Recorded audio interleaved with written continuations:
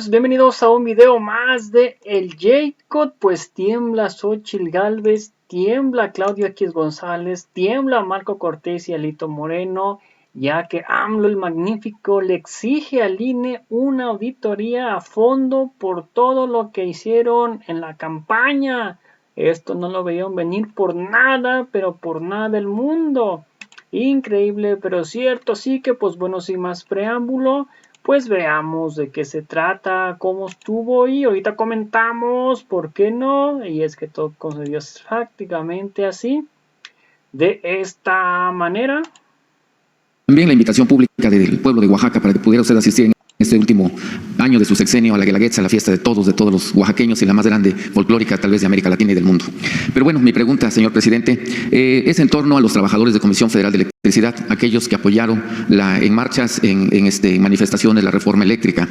Ellos denominan un binomio agresor, principalmente por el Sindicato Único de Trabajadores Electricistas de la República Mexicana, que primero le quitan derechos laborales y después le quitan, primero derechos sindicales y después derechos laborales. Usted habló de la democratización de este sindicato en agosto del 2023, lo tengo presente y derivado de las entrevistas que hice con trabajadores. Desafortunadamente, al contrario de democratizar el sindicato, le han impedido la participación al interior de las asambleas sindicales. Hay discriminación, hay violencia hacia estos trabajadores.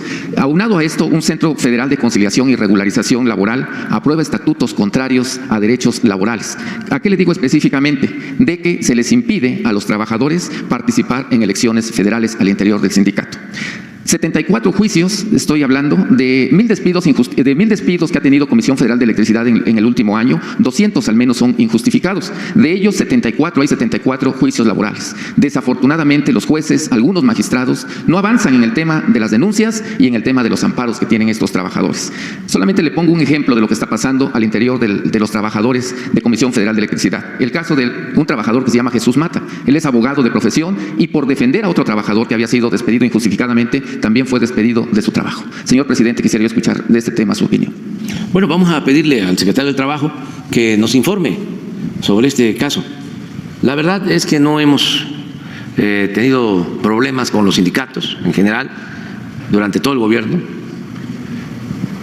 Se han portado muy bien los trabajadores electricistas y diría la representación sindical ha ayudado mucho para el fortalecimiento de la industria eléctrica, lo mismo los trabajadores petroleros. Claro, hay que seguir avanzando en la democratización de los sindicatos, son procesos. Ya se hizo una reforma laboral para que puedan los trabajadores elegir con voto secreto a sus representantes, para que participen en la revisión de los contratos colectivos, que no se hagan a la espalda de los trabajadores. Está avanzado, pero falta. En el caso de los electricistas, en el gobierno anterior les modificaron su contrato colectivo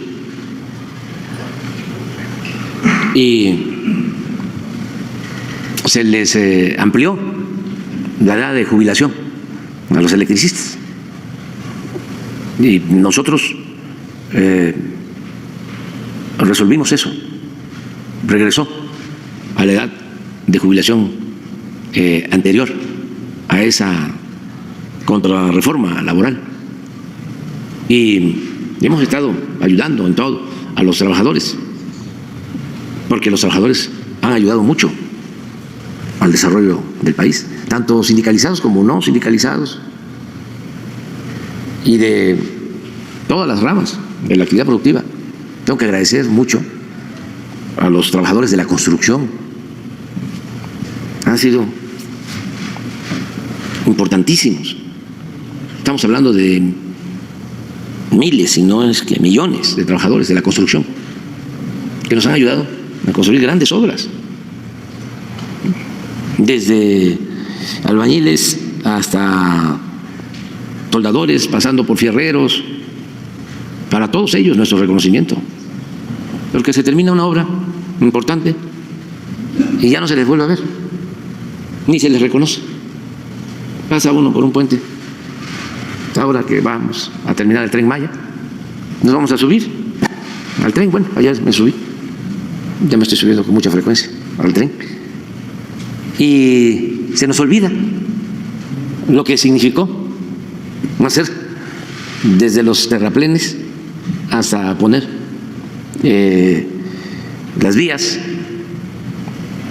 hacer los trenes aquí en Ciudad Sagún, electrificar todo el sistema, todo el trabajo. Esa obra solo se puede hacer porque tenemos ese potencial, que son trabajadores de los mejores del mundo. Es un tesoro, uno más de los tesoros de México. Pero sí hace falta todavía más democracia sindical y ya se va avanzando. Ahora, en este caso, le voy a pedir al secretario del Trabajo, Amarat Bolaños, que se informe sobre esta situación, que se ponga en comunicación contigo y que tú los enlaces para ver cómo está la situación, si te parece. Claro, sí, gracias, presidente. A nombre de los trabajadores electricistas. No es la generalidad, pero hay algunos casos. Otra situación, señor presidente, el día viernes que estuve aquí, ante el Instituto Nacional Electoral protestaron migrantes. Vinieron de Estados Unidos, de 20 consulados en la Unión Americana que se les impidió el voto. Eran 5:30 de la tarde, hora del centro de México, y estaban cerrando las casillas allá en los consulados de Estados Unidos. Fruto de esto, únicamente pudieron votar 185,000 mexicanos aproximadamente en el extranjero. Cosa curiosa, en Europa les permitieron, como dice la ley, después de las 6 de la tarde, hora de México, seguir votando porque estaban las filas, pero en Estados Unidos simplemente les cerraron las casillas. Otra situación es que les daban etiquetas de color rosa, de color azul y de color amarillo para formarlos en la fila. En el caso de Chicago, los dejaron a la intemperie y llegó la policía antimotines de los Estados Unidos. Ellos también acudieron a la Comisión Nacional de los Derechos Humanos. Lo único que piden los mexicanos, como se lo había venido diciendo, es la posibilidad de que una reforma les pueda garantizar el voto, ya que pues son una fuente importante de recursos para todos los mexicanos. Sí, avanzó porque antes tenían menos posibilidad de votar. Sin embargo, fue mucha la gente, nuestros paisanos, que se quedaron también sin votar. No alcanzaron las boletas, no tuvieron posibilidad de hacerlo. Hay que seguir luchando. Ahora hemos planteado nosotros una reforma en lo electoral que contempla un apartado para garantizar el voto de los mexicanos en el extranjero. Ojalá y se apruebe. Es una reforma constitucional. En el paquete de 20 grandes reformas va una que tiene que ver con lo electoral para atender esto, que en efecto se reflejó en Europa, en algunos lugares, creo que en Madrid, se amplió el tiempo, pero en consulados de Estados Unidos, que aclaro, los consulados solo se utilizaron para que se llevaran a cabo las elecciones. Quien organizó las elecciones fue el INE, no los diplomáticos de los consulados. Pero faltó más. Yo quiero, pues, de todas formas, agradecer a todos los migrantes. Muchos estuvieron todo el día esperando votar, tenían muchos deseos de participar, lo hicieron. Y así tenemos que seguir. Y también lo hicieron con bastante orden, porque a pesar de que no habían boletas suficientes y de que faltó organización, la gente supo actuar de manera responsable. Todos los mexicanos. Fueron elecciones muy grandes. Votaron más de 60 millones de ciudadanos.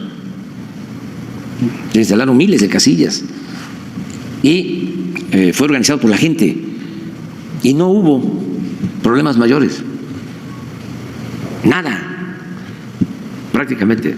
Y ya están los resultados preliminares y ahora viene la fase de la revisión de recursos de protesta, ya lo que corresponde al Tribunal Electoral, ya pasa del INE al Tribunal Electoral. Pero el fin de semana, esto para toda la gente que nos está escuchando, que nos está viendo, se llevaron a cabo pues los cómputos distritales de actas. En algunos casos tengo información que se abrieron los paquetes, se contaron los votos. De todas formas, inicia el periodo de la presentación de recursos de inconformidad, de protesta, y el tribunal va a resolver. Es la última instancia, de acuerdo a los términos que establece la ley. Pero ¿cómo quedaron los resultados? ¿Cómo quedó el cómputo distrital? A ver si lo podemos ver, porque ya es oficial, pero para que se conozca en todo el país, porque la mañanera no es para presumir, pero se ve bastante. Y aquí, como tenemos tiempo, podemos dar esta información. Así quedó la presidencial. La participación, lo que les comentaba, más de 60 millones, 61% de participación, porque el padrón es de alrededor de 100 millones de ciudadanos, o los que están inscritos.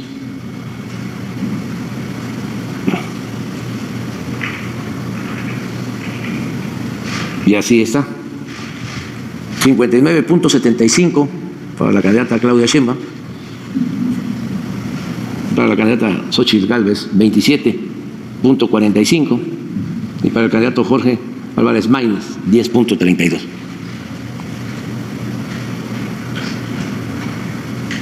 Es una participación muy importante, es una elección histórica en varios sentidos, por el número de votos emitidos en general, nunca, por el número de votos con que gana un candidato, en este caso una candidata. Yo obtuve como 31 millones, ¿no? Estamos hablando de 5 millones más. Y se pensaba que la elección de hace 6 años iba a ser la más votada. Y lo otro que es histórico, en 200 años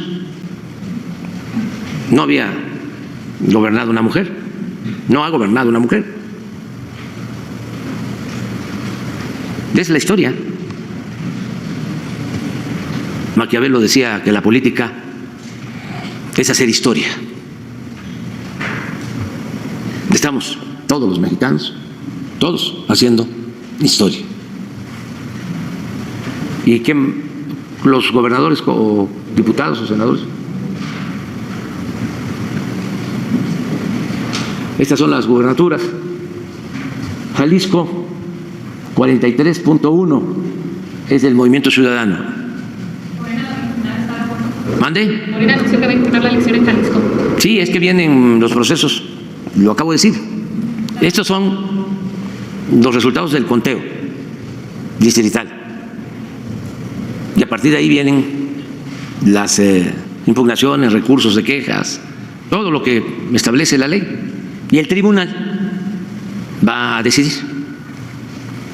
43.1, en el caso de la Ciudad de México, 51.9 es la alianza. ¿Cómo se llama la alianza? ¿Coalición? ¿Sigamos siendo historia? ¿Cómo? ¿Sigamos siendo historia? Sigamos siendo historia. Haciendo historia. Morelos 43.3 también es para la coalición. Sigamos haciendo historia. Guanajuato 51.2, la coalición, ¿cómo se llama? Fuerza y Corazón por México. Fuerza y Corazón por México. Veracruz, sigamos haciendo historia, 58.9. Yucatán, sigamos haciendo historia, 51.4. Puebla, sigamos haciendo historia, 59.5. Chiapas, sigamos haciendo historia, 79.2. Y Tabasco, sigamos haciendo historia, 80.5. Estos son 9, ¿no? Gubernaturas con la Ciudad de México. Y luego están los diputados federales, Esto es por partido. Morena 49.6%, PT 10%, Partido Verde 15%, PAN 13.6%, PRI 6.6%, PRD 0.2%, Movimiento Ciudadano 4.8%, Independiente 0.2%. La misma participación, 60.52%, se emitieron en este caso menos votos, o los mismos, ¿no? 58.788.576. Sí. Esos son los resultados. Ya eso le corresponde al tribunal, a la autoridad electoral. Aquí la coalición Sigamos Haciendo Historia obtiene mayoría calificada.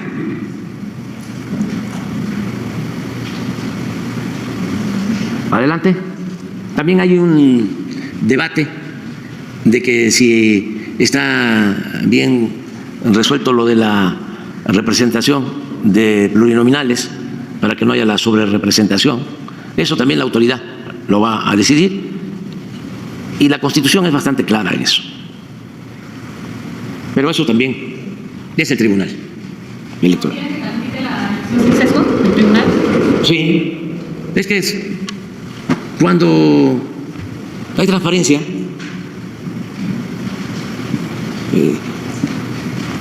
la autoridad más importante son los ciudadanos, es el pueblo, en la democracia.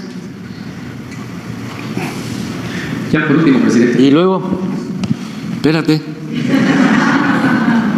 en el Senado, Morena 60, PT 9, Verde 14, PRI 17, PRD 2, PAN 22 y Movimiento Ciudadano 4.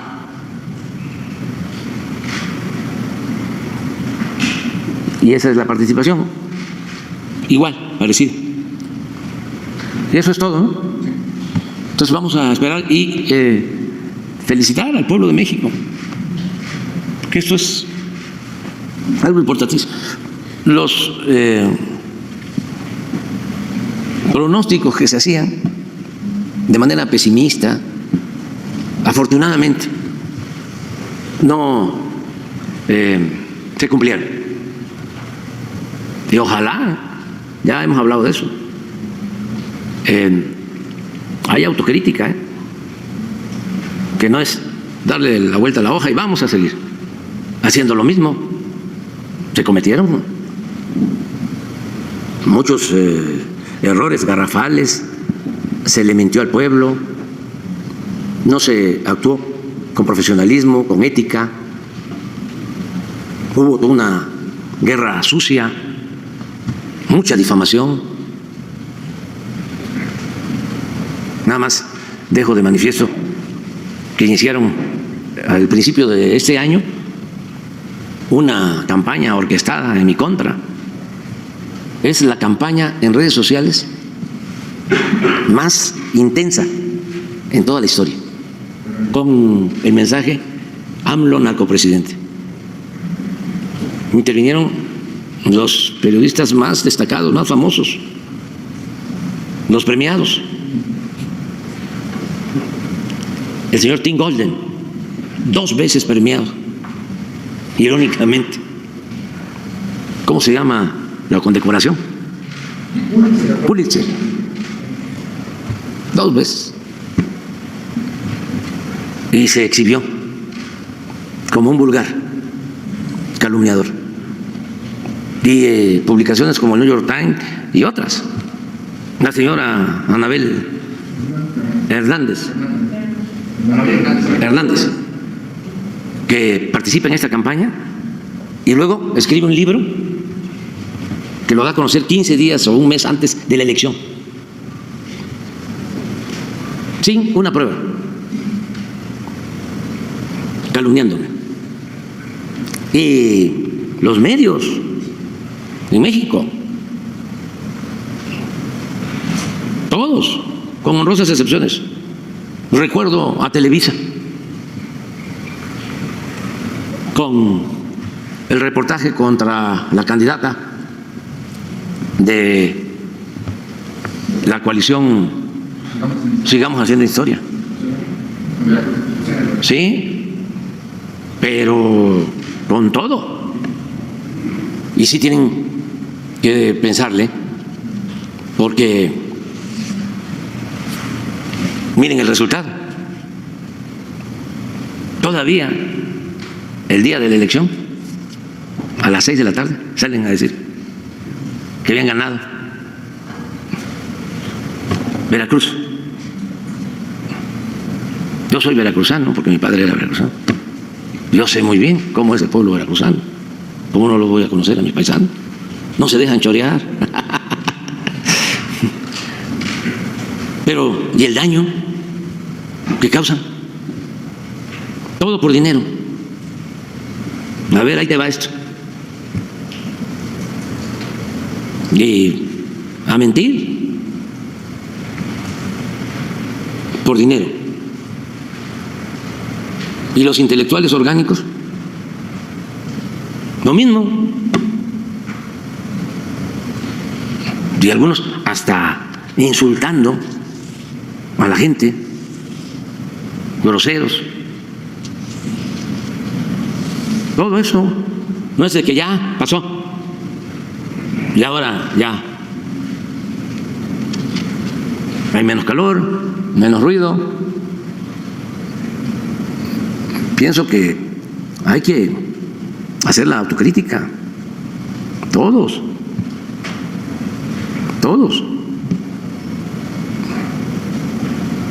En el caso de los medios, a ver, ¿qué hicimos en esta campaña?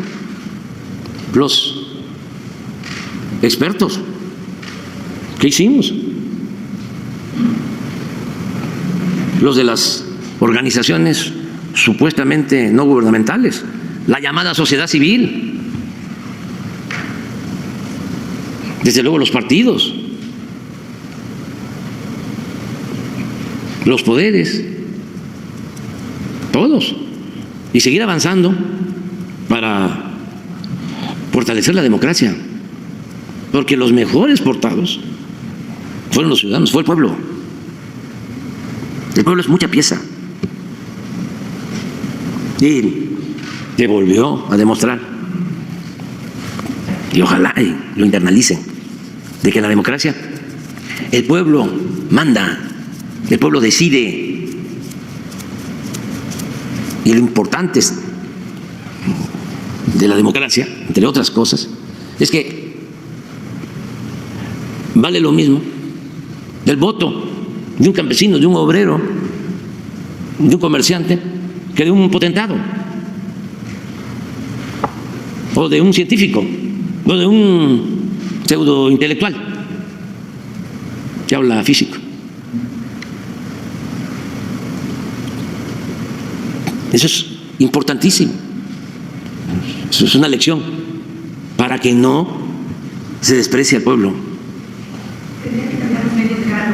Sí, los medios y la actitud de los académicos, intelectuales, periodistas, desde luego políticos, todo. Aprender la lección. Una nueva generación de líderes lo mismo, por ejemplo. Sí, la lección de la elección es que en la democracia el pueblo manda, el pueblo decide, no una minoría, en una auténtica democracia. Entonces, estaban muy ensimismados en la idea de que el pueblo no existía, de que la democracia no era asunto del pueblo, aunque nos resulte paradójico. Pensaban que la democracia era asunto de la clase política, de la minoría. No, eso es oligarquía, no es democracia.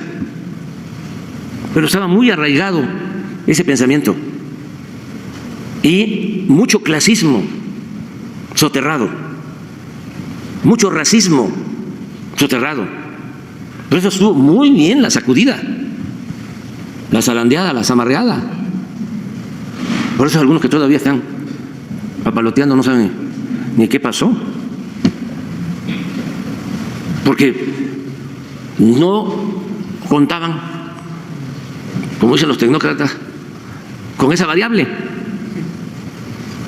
¿Y cuál es esa variable? Pueblo.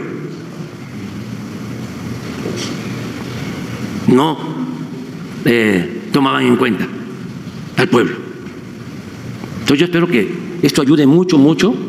Ya he estado viendo gente que con honestidad está hablando de los errores y de cómo se equivocaron. Están haciendo pues un ejercicio de rectificación, de no mantenerse en la autocomplacencia. Y es de sabios cambiar de opinión.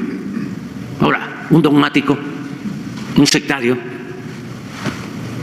pues un fanático, no acepta. Para ellos, si la realidad indica una cosa, la realidad está mal.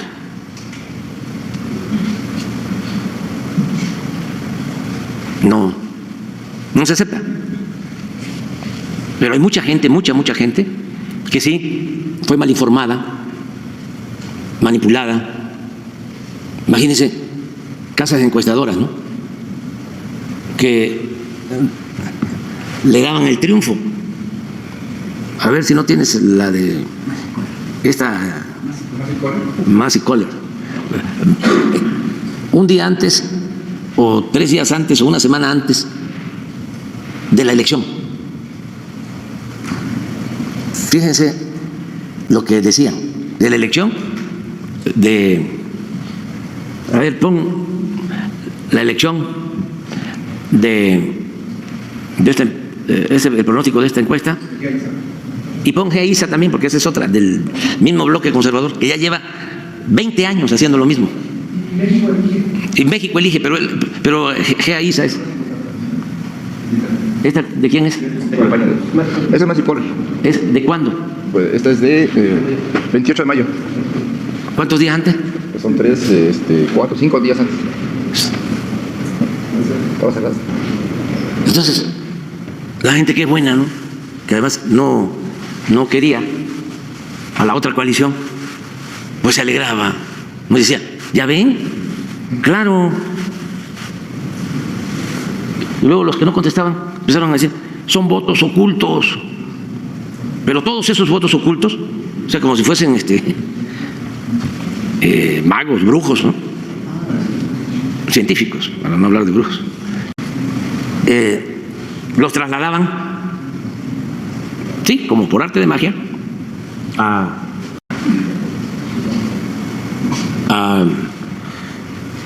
la coalición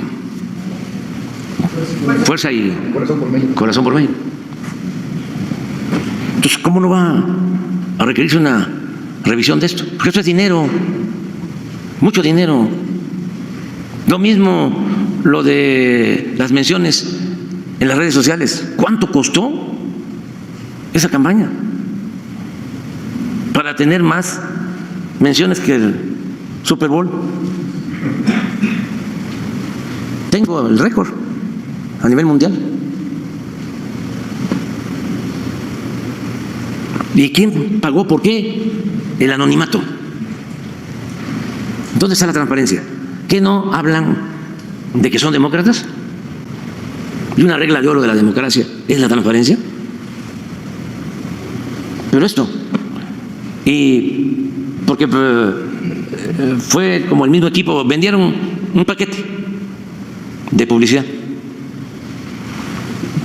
Pon Veracruz, de la misma, a ver cómo estaba, o Morelos, o la Ciudad de México.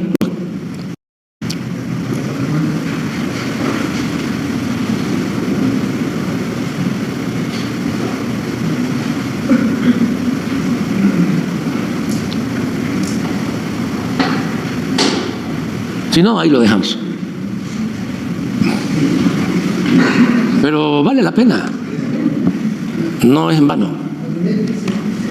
O esa otra de el que fue del CISEN. Gea Isa.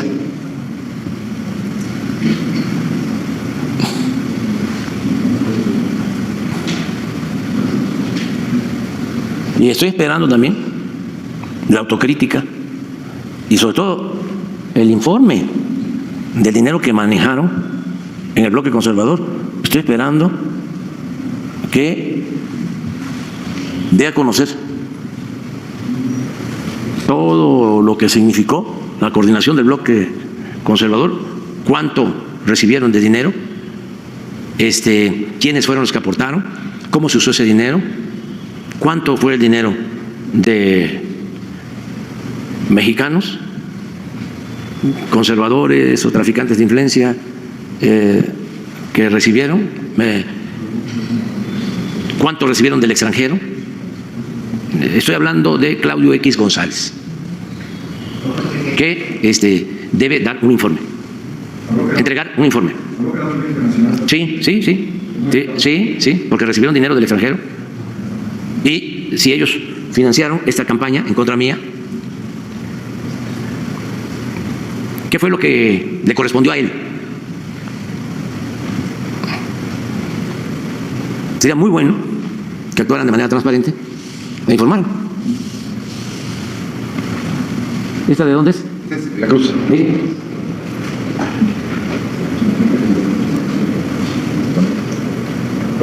A ver, pon la Ciudad de México.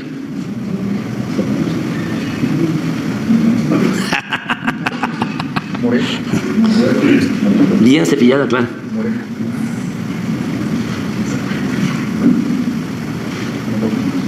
¿Quién pompó? ¿Quién pompó? Puebla también. Ya, hasta ahí nada más. Pero vámonos con... Mi última pregunta. A ver, vamos. Presidente, afortunadamente la Coordinadora Nacional de Trabajadores de la Educación hizo una pausa, dijo, en su lucha magisterial. El día de hoy, afortunadamente, los maestros oaxaqueños regresaron a las aulas en beneficio de toda la población escolar. Saber, presidente, si hubo algún acuerdo, cuáles fueron las negociaciones o qué beneficio se le dio al magisterio a nivel nacional de la CENTE, de la Coordinadora y en particular de Oaxaca. Y reiterarle la invitación a la Guelaguetza 2024 de todos los oaxaqueños. Hay que ir a la Guelaguetza, ¿eh? Es un espectáculo cultural de primer orden, de espléndido. Es en efecto de los mejores eventos culturales del mundo. Y Oaxaca, ya saben, es historia, cultura, arte.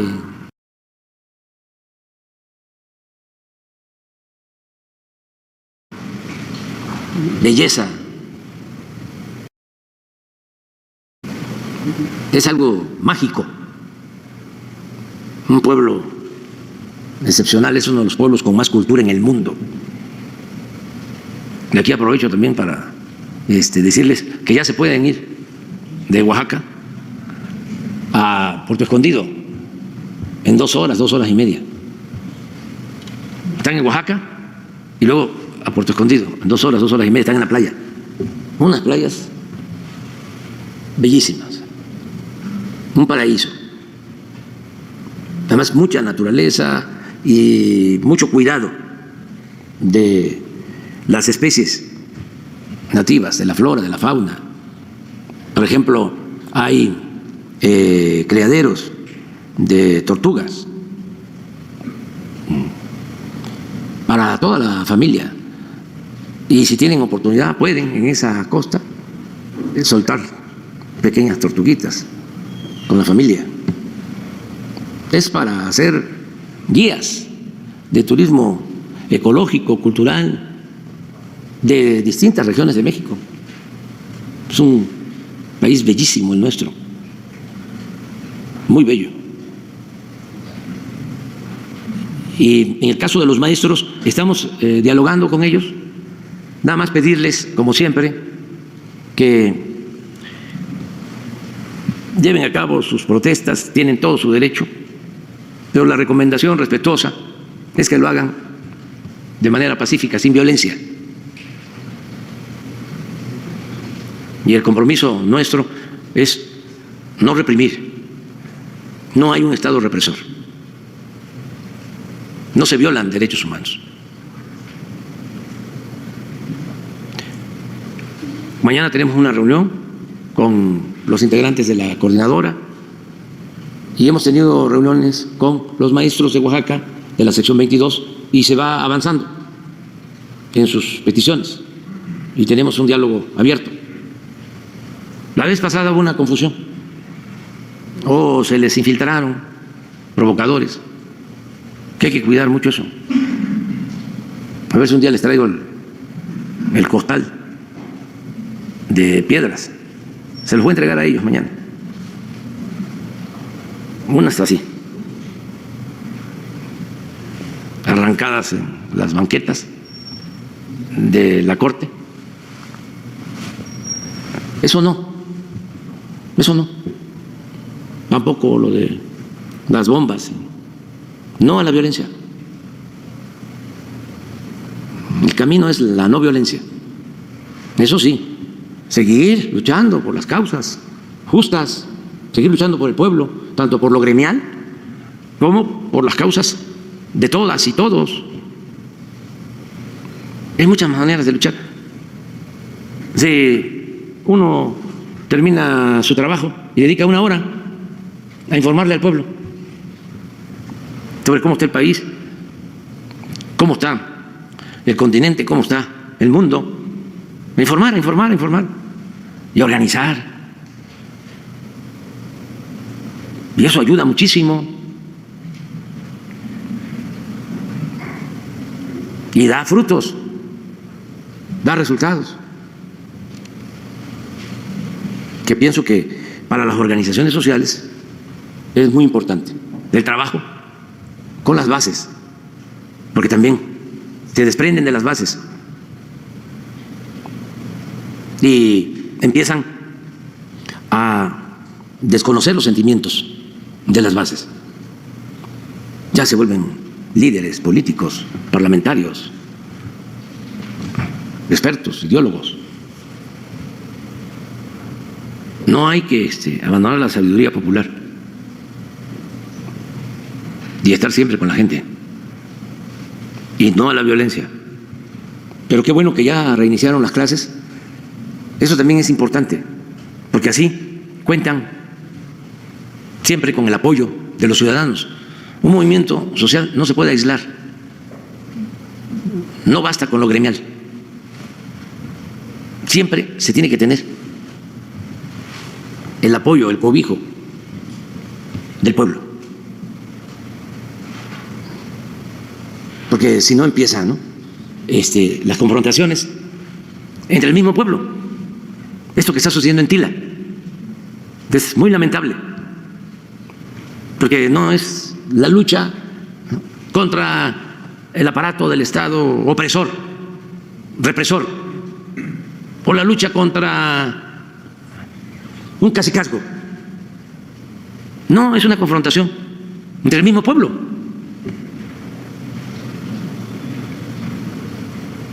Porque no se ha podido armonizar,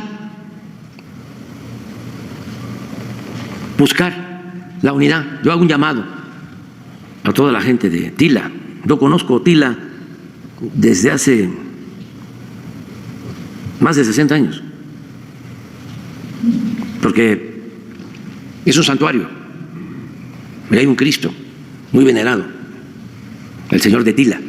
Entonces, antes y todavía, pero antes más, de todo el sureste, se iba a Tila y se iba caminando. Eran 2 o 3 días para llegar a Tila, a la fiesta del Señor de Tila. Conozco Petalcingo, conozco desde luego Yajalón, conozco todo, el Limar. Estamos ayudando. Le pedí primero al secretario de la Defensa para que le diera protección a la gente. Afortunadamente se logró, porque había un enfrentamiento entre los pobladores o entre quienes no están en el poblado, pero es el mismo pueblo. Y se logró proteger a muchas familias que salieron a Yajalón, a Petatzingo, se les protegió y se apaciguaron las cosas. Y ahora, porque le di instrucciones a la secretaria de Gobierno, que formaran un equipo con la Secretaria de Seguridad, con la Secretaria de Bienestar, para ayudar a la gente. Y ya hay 2 campamentos, se les están llevando alimentos, pero lo que queremos es buscar el acuerdo para que regresen a sus comunidades y que regresen a sus casas y que regrese la paz. Y hay que tener confianza que se logra, que se puede.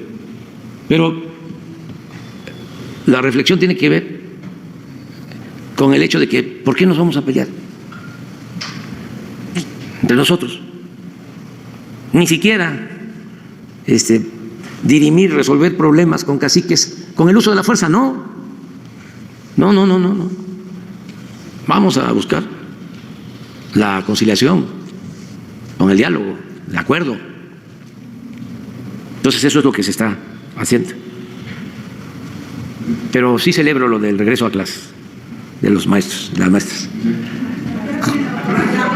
Vamos a recibir hoy a la virtual presidenta electa Claudia Sheinbaum, me da mucho gusto.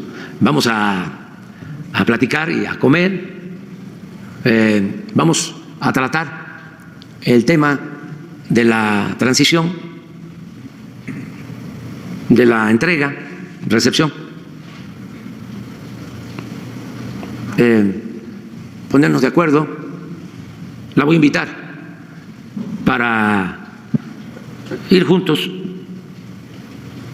No se va a poder a todo el país, pero algunas regiones. A ver si su agenda lo permite, porque tiene ella mucho trabajo.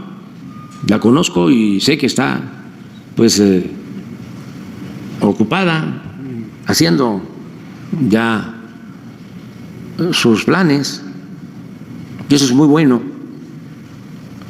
Un buen consejo o recomendación a todos los que triunfaron es que sí, están cansados porque fatiga, agota el proceso electoral, pero pues un fin de semana nada más de descanso, sobre todo con la familia, no tanto tiempo, y a trabajar, porque es importante planear. Hay un dicho de los asiáticos según el cual un problema bien planteado es un problema medio resuelto. O sea, si van a hacerse cargo de un gobierno, a ver, ¿cómo vamos a trabajar? El plan. ¿Qué vamos a hacer? ¿Con cuántos recursos contamos? ¿Cuáles van a ser las prioridades? Porque hay muchas demandas, pero el que mucho abarca poco aprieta. Hay que priorizar. Creo que a las 2:30, ¿no? La comida, ¿no? Sí. 2:30. 2:30. ¿Y cómo están las vallas, por dónde entraría la doctora? No sé yo eso ya. Sí, pero yo veo la forma para. No, aquí ella es muy bienvenida. Muy bienvenida. ¿Va a hacer un recorrido con ella aquí en Palacio Nacional, presidente? Vamos a comer y vamos a platicar. Y lo que resulte, si ella tiene interés en que caminemos, pues es tan bello este palacio. ¿Se va a presentar el equipo de transición por parte del gobierno federal, presidente? ¿Mande? ¿Le va a dar a conocer el equipo de transición por parte del gobierno federal? No. Vamos a platicar y vamos a ver qué hacemos. Sí. Pues le voy a hacer, como les comentaba, esta invitación para ver si podemos salir de la capital. Dependiendo de sus compromisos, de su agenda, y seguramente nos vamos a volver a encontrar. Estamos viendo eso, ¿no? Estamos analizándolo. Yo creo que eso sí, hoy les podemos decir a dónde vamos a estar juntos y también seguramente de que ya inicia la transición y cómo se van a reunir los equipos. ¿Lo van a dar a conocer eso? Pues no sé si hoy, pero mañana o pasado. ¿Hay mensaje al final del encuentro, presidente? Ella va a decidir, Claudia. A mí me gustaría que ella sea la que exponga lo del encuentro. Yo me voy a sentir muy bien representado. Porque además, con ustedes yo me veo todos los días y mañana me van a volver a preguntar sobre eso. O sea, Presidente, para concluir, ¿puedo hablar del plan SEGA y concretamente de la reforma presidencial? vamos a dejarlo. Gracias, presidente. María Berza, de la agencia AP. Quería hacerle dos preguntas. La primera sobre migración. Según los datos del INAMI, el año pasado detectaron aquí en México el récord del que ya se ha hablado mucho de migrantes irregulares, en situación irregular. Eran como 780.000 los que estaban en México. Y según los datos del INAMI también, solamente hubo 50.000 retornos, menos de la mitad del año previo, que no se había llegado ni siquiera a los 500.000 migrantes. Este año parece que las cifras siguen en aumento. Ya llevan casi cercano al 500.000 de migrantes en situación irregular aquí en México y los retornos siguen bajando. Hay como 10.000 retornos según los últimos datos del INAMI. Entonces, mi pregunta era el por qué. Bueno, muchos hemos estado ahora mismo en el sur, un equipo de la agencia. Los migrantes en Villahermosa se quejaban, se sienten mareados por las autoridades mexicanas porque algunos los han devuelto del norte al sur hasta en 6 ocasiones. Se están movilizando, solamente como 140.000 el año pasado pidieron refugio aquí en México, con lo cual hay más de 500, 600.000 migrantes el año pasado que o están aquí en México pues dando vueltas o pretenden llegar a Estados Unidos. Mi pregunta sería el porqué de estos movimientos internos que están agotando a los migrantes, por qué esta estrategia y si es la política que van a continuar ahora cuando muchos trabajadores del sector de la migración temen que haya más devoluciones a raíz de la última orden del presidente Biden. Bueno, es un tema permanente el relacionado con la migración. Hay comunicación con el gobierno de Estados Unidos. Ellos están tomando decisiones como esta última relacionada con lo del asilo, pero no ha habido en 5 meses un desbordamiento del flujo migratorio. En los últimos 5 meses tuvimos una situación delicada en diciembre del año pasado, pero vamos a decir que sin que se aplique una política como la que estamos proponiendo desde hace años de atender las causas de la migración, no ha habido mayores flujos migratorios. Y donde tenemos más dificultad es con países en los que Estados Unidos no quiere buscar salidas, acuerdos, porque hay presiones políticas, más ahora que van a haber elecciones. Me refiero al caso de Cuba, al caso de Venezuela, desde luego Haití, Nicaragua y también Guatemala últimamente. Y en el caso de Guatemala hay muy buenas posibilidades de llegar a un acuerdo para el desarrollo de Guatemala, lo estamos impulsando, pero se tardan mucho en actuar y cuesta trabajo que se entienda, que se internalice y además que se lleve a la práctica una política de atención a las causas de la migración. Entonces, porque eso no lo han hecho nunca. Bueno, hubo un plan en la época del presidente Kennedy, de Alianza para el Progreso, pero desde entonces todos los planes tienen que ver con lo militar, como el Plan Mérida, el Plan Colombia, cooperación contra las drogas, contra el crimen, pero en el tema migratorio solo ha sido contención. Muros, amenazas de mano dura, militarización de fronteras, leyes más severas, pero no quieren, se les complica atender las causas. Nosotros estamos proponiendo ahora, hay un proyecto, 2, que ayudaría muchísimo. El que se le diera continuidad al Tren Maya de Chetumal a Belice, de Belice a Flores, a Guatemala. Serían como 500 kilómetros. Pero eso significaría darle trabajo como a 100,000 personas. Y el otro proyecto, el tren de Tapachula, de Ciudad de Hidalgo, a Guatemala. 50,000 empleos. Más todo lo que significa el plan de reforestación de la selva. Pero no hay inversión en eso. Entonces, hay que estar atendiendo a los migrantes, cuidando que no se les violen sus derechos humanos. Ayer, por ejemplo, liberamos a unos migrantes secuestrados en el norte,